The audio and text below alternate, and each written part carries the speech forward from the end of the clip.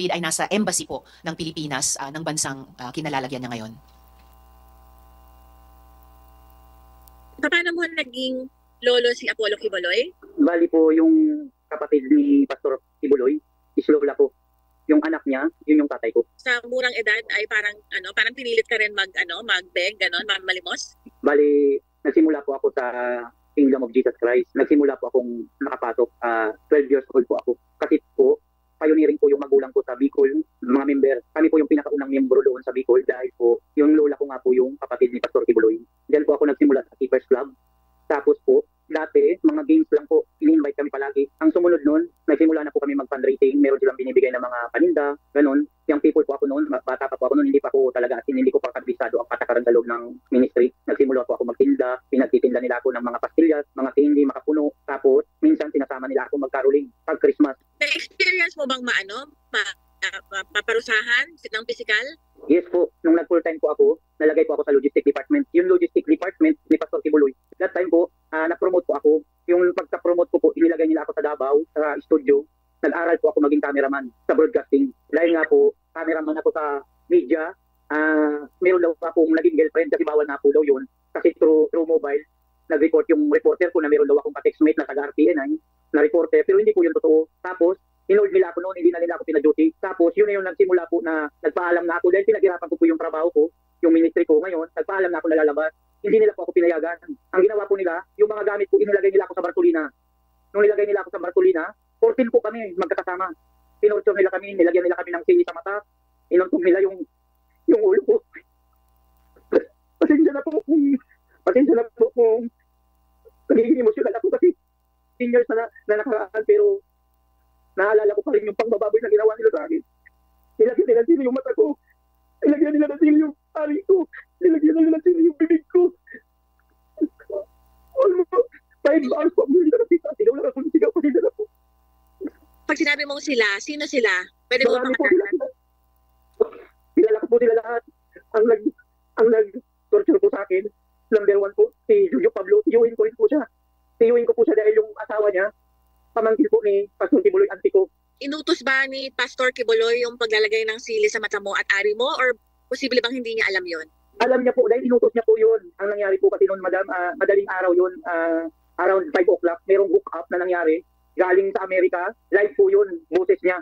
Inutos niya po na ganito yung gawin sa amin. Narinig mo mismo yung utos niya? Narinig ko po mismo, kahit po yung mga kasama ko na tinorture. Akala po nga namin, hindi gagawin sa amin. Kasi sino po ba naman gagawa ng ganun? Mga anong taon ito? Year 2009, ma'am. Tanda ko pa po yung buwan, October. Last week ng October. Kasi po, pagkatapos po kami binugbog, pinahirapan. Pagkatapos kami tinorture, inestambay kami doon sa taas sa Bartolina. Nagpahinga nila kami doon mga 1 linggo. Pagkatapos kami pinagpahinga, ibiniyahe kami papunta doon sa building ng SMNI na binili ni Pastor Quiboloy. Pero, ano po yun, under of construction pa. Kami ang pinakaunang inilagay doon. Ito ba yung nag-udyok sa'yo na umalis na doon sa grupo, doon sa Kingdom? Yes, ma'am. Bali, nung nagpagaling muna po ako, nung mayroon na akong lakas, kaya ko nang tumakas, niyaya ko lahat yung mga kasama ko doon sa building na tumakas na, pero takot sila. Ilan lang po ang sumama sa akin. Bali, ako po ang nagplano lahat ng pagtakas namin. Maraming salamat, Elias David. Online ka ba ngayon? Naririnig mo kami?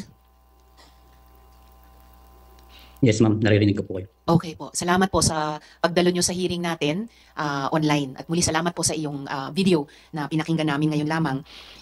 Elias David, ikukumpirma ko ulit para on the record, para sa amin at saka live. At bago po yun, for the record din, dear colleague at resource persons, ito pong testimony ni Elias David, itatanong ko rin po sa kanya, mukhang nagko-corroborate sa unang testimony nung unang hearing natin ni Elias Jerome doon nakaupo last time. So Elias David, ikumpirma ko nga po ulit para on the record namin at saka live, no? Ikaw ay apo ni Apollo Quiboloy, tama? Kadugo mo siya. Yes, ma'am. Apo niya po ako. Okay. Nung una po, natatakot kang lumabas, sabi mo, at ikuwento ang iyong kwento. Bakit ka natakot? Natatakot ako, ma'am, simula nung lumabas kami dahil puno ng bully yung ginagawa sa amin ng mga ibang worker. Palagi kaming sinasabihan na hahabulin kami ng Angel of Death. Sino naman yung Angel of Death na yun? Hindi ko po masabi kung sino po yun, ma'am, kasi nung taong 2018, may mga kasama akong dating full-time worker na ganito rin yung kaso nila, lumabas din sila at meron din silang against sa loob ng kingdom. May 3 akong kasamahan na namatay. Lahat binaril sa ulo. Oh my God. 3 po yun sila. Hindi ko po masabi na taga-kingdom ang pumatay, pero buong buhay po namin dyan umikot sa loob ng kingdom. Kung lumabas man kami, wala naman kaming kaaway. Napakabigat nung huling binanggit mo, alias David. At mamaya actually dun sa isa pa naming witness, victim survivor, si alias Jackson, ay may itatanong din po ako sa kanya kaugnay nung binanggit mo. So nabanggit ko nga kanina, yung video mo kanina ay nagko-corroborate dun sa bahagi ng unang testimonya ni alias Jerome. At mamaya naman dun kay alias Jackson, itatanong ko rin itong huling binanggit mo na may 3 kang kasama na lumabas din, na naabuso sa loob ng kingdom kaya umalis. At kalaunan, bagamat sabi mo nga hindi mo naman masasabi kung taga-kingdom ang gumawa, pero kalaunan napatay sila dahil sa pagbabaril sa ulo. Babalikan ko po yan, alias David, mamaya kay alias Jackson. So sa kabila nitong takot mo, sa kabila nitong alam mong may 3 ka pang dating kasama na pinatay, ano ang nagbigay sa iyo ng lakas loob na magsalita ngayon? Ang nagbigay ng lakas ng loob po sa akin simula nung nakita ko po doon sa unang hearing, yung about kay Senyor Aguila, halos magkaparehas lang po. At nabigyan din ng katarungan yung mga biktima doon. Kaya yun ang alam ko na baka bigyan din kami ng katarungan at dinigin din kami. Yun din ang layunin ng komite, alias David, na kung ano po yung findings na mapatunayan namin ay makatulong sa inyong lahat na victim survivors na makahabol ng hustisya mula sa ating gobyerno. Mabutit na nasubaybayan mo pala yung isa naman naming investigasyon dito sa Senado tungkol kay Senyor Aguila, at mabutit na batid mo na nagsimula rin silang magkaroon ng pirasong katarungan hanggang sa ngayon. At ako'y nagpapasalamat talaga. Kami po sa Senado ay nagpapasalamat sa kanila, mga testigo noon kay Senyor Aguila, at ako'y nagpapasalamat ngayon sa inyo, mga testigo ngayon sa aming investigasyon tungkol kay Apollo Quiboloy. Tama ba, alias David, na kasama mo yung witness nga natin nung nakaraan, yung binanggit kong si alias Jerome, kasama mo, sabay kayong binartolina, pareho kayong nilagyan ng sili sa mata at saka sa ari, at pareho kayong inutusang iumpog ang ulo nyo sa pader hanggang dumugo? Yes, ma'am. Magkasama po kami. Opo. At tulad ni alias Rene, kanina lang, nagtrabaho ka rin sa SMNI, tama ba? Yes, ma'am. Cameraman po ako sa SMNI. Okay. Diyan po ako nag-duty sa Senate, Congress, minsan sa Malacanang Presscon, sa NEB. Dito mismo sa Senate, nakapag-duty ka na pala? Yes, ma'am. Oh, Nakapag-duty na po ako dyan. okay, pati sa House, pati sa Malacanang, bilang cameraman ng SMNI. Yes, ma'am. Okay, so naging kasama ka pala namin sa trabaho dati. Nadagdagan lang yung Yes. dahilan na gusto naming marinig ang iyong katotohanan at makatulong kung sakali sa paghanap mo ng hustisya. Alias David, narinig mo kanina yung testimonya ni alias Rene, ano? Yes, ma'am. Okay. Kaya mo bang kumpirmahin, ito nga, yung sinabi din ni alias Rene na wala kayong sweldo noon bilang mga empleyado? Yes, ma'am.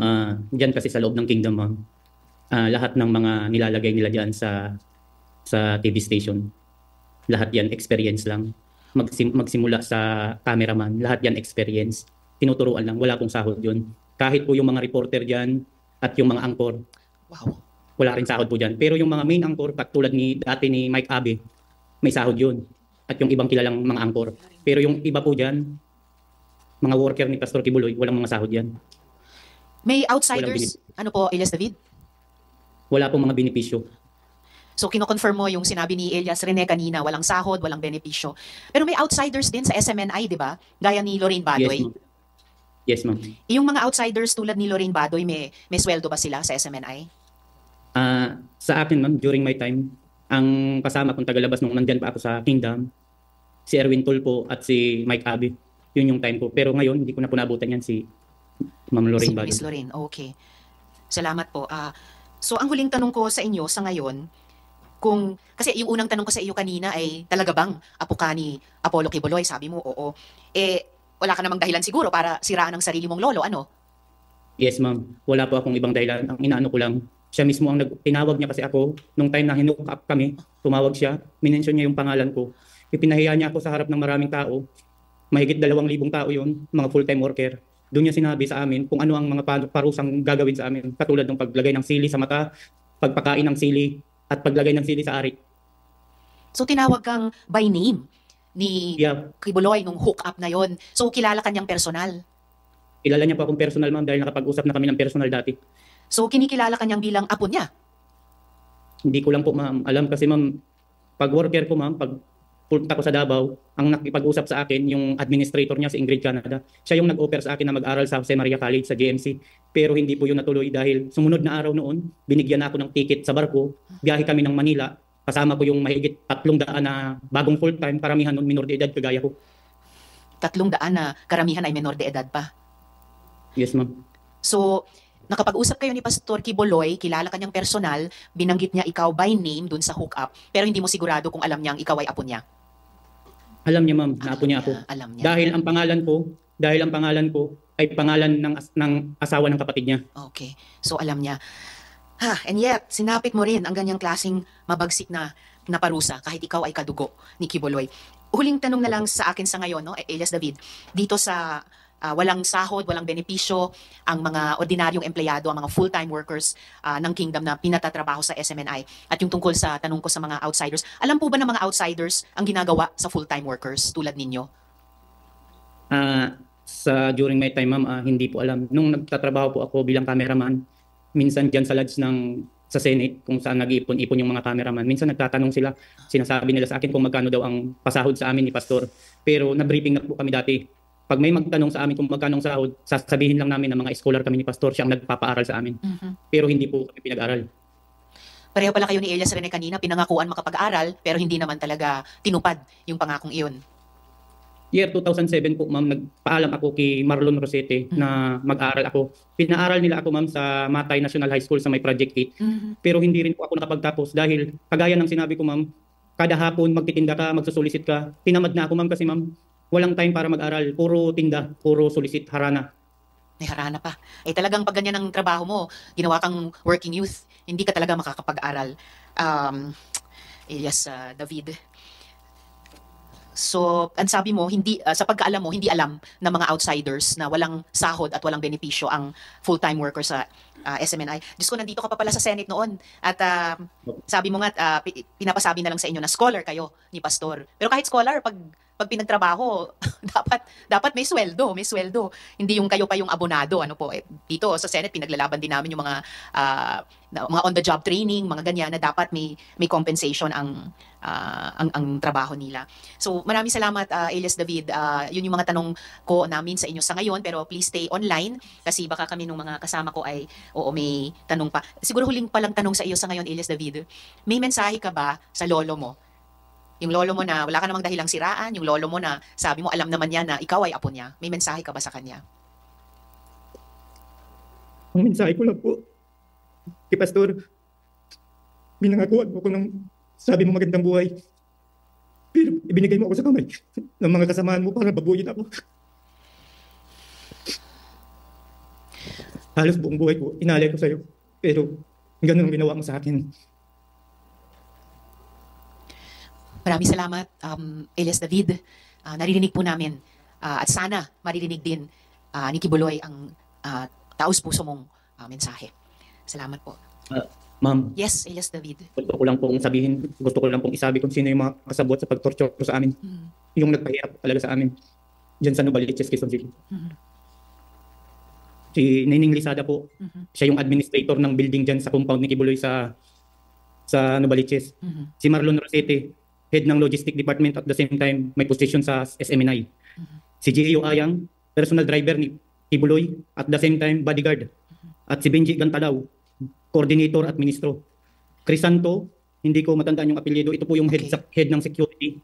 At itong dalawang security guard na si Percival Caparos at si Rene, sila po yung nag-prepare ng 4 na baon ng nyug na punong-puno ng dinikdik na sili para ilagay sa mga mata at sa buong katawan namin.